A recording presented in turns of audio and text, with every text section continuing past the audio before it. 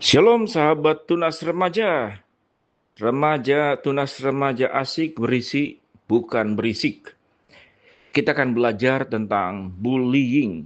Bullying itu sakit. Rasanya kayak ditendang. Terus, padahal kamu tidak pegang bola. Tapi kamu tidak sendirian. Tuhan lihat, Tuhan peduli, dan ada cara bijak untuk menghadapinya. Nah, sekarang bagaimana sudut pandang kamu? Yang pertama, ingat dulu. Kamu itu berharga di mata Tuhan. Sebelum mikir lawan atau diam, tanamkan ini di hati. Mazmur 139 ayat 14 berkata, Aku berkata kepadamu, oleh karena kejadianku dahsyat dan ajaib. Ajaib apa yang kau buat dan jiwaku benar-benar menyadarinya. Jadi maknanya apa buat kamu? Pelaku bully itu bilang kamu jelek, bodoh, cupu. Tapi Tuhan menciptakan kamu, bilang kamu dalam dirimu, aku ini dahsyat dan ajaib. Jadi siapa yang lebih benar? Tentu Tuhan. Kata-kata jahat mereka tidak mendefinisikan kamu. Identitas kamu adalah anak Tuhan, bukan label bully. Jadi apa yang bisa dilakukan? Tiap pagi lihat cermin, bilang pelan, aku anak Tuhan. Aku berharga. Kata orang boleh jahat, tapi Tuhan sayang aku. Yang kedua, langkah bijak saat dibully di sekolah atau mungkin di gereja. Langkah pertama, jaga diri, tetap tenang. Amsal 15 ayat 1, jawaban yang lemah lembut meredakan kegeraman, tetapi perkataan yang pedas membangkitkan marah. Nah, ketika dibully, bagaimana sikap kita? Jangan balas pukul, jangan balas teriak. Ini bikin kamu yang kena hukum guru nanti. Kedua, pasang wajah datar. Pelaku bully paling senang kalau kamu nangis atau marah. Kalau kamu diem atau muka datar, mereka bosan gangguin kamu. Tiga, jaga jarak aman. Mundur 2 langkah. Jangan ke pojokan, cari tempat ramai. Dekat satpam, dekat guru, atau dekat teman. Langkah kedua, bicara tegas tapi sopan. Ini jurus stop. Kamu punya hak bilang stop. Pakai kalimat pendek, suara jelas, lihat mata mereka. Contoh, stop. Aku tidak suka kamu ejek-ejek aku. Atau cukup, komentarmu menyakitkan. Lalu langsung pergi. Jangan tunggu jawaban mereka. Ini bukan sok berani, ini batasan sehat. Tuhan Yesus pernah bilang, enyahlah iblis. Bukan mereka iblis ya. Matius 4 ayat 10 saat dicobai bilang, stop, itu Alkitabiah. Langkah 3, ceritakan ke orang dewasa yang bisa dipercaya.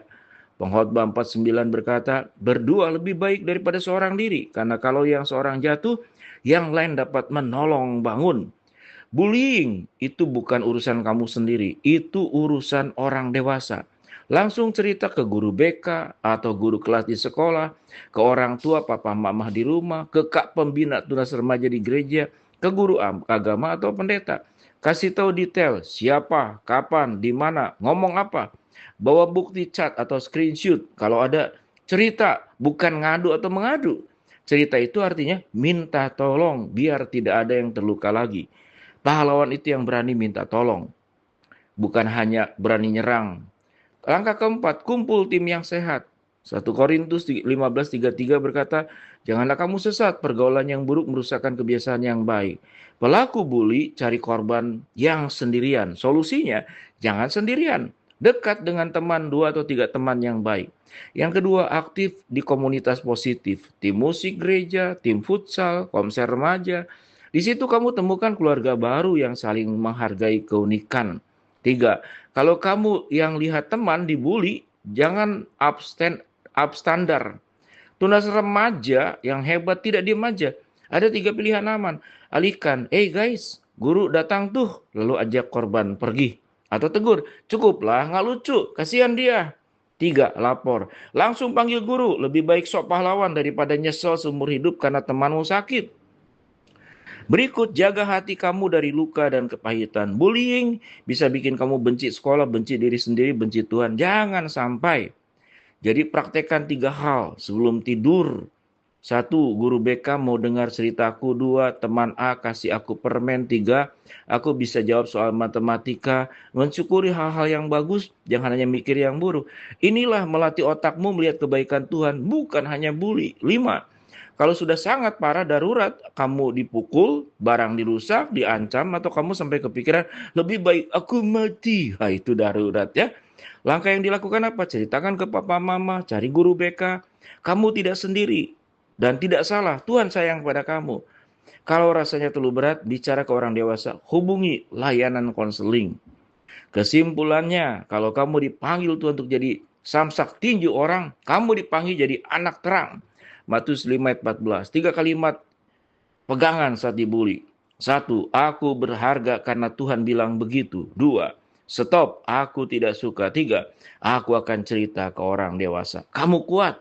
Dan Tuhan serta kakak pembina, orang tua, dan dim di komunitasmu akan membantu engkau. Begitulah, shalom, salam sahabat tunas remaja.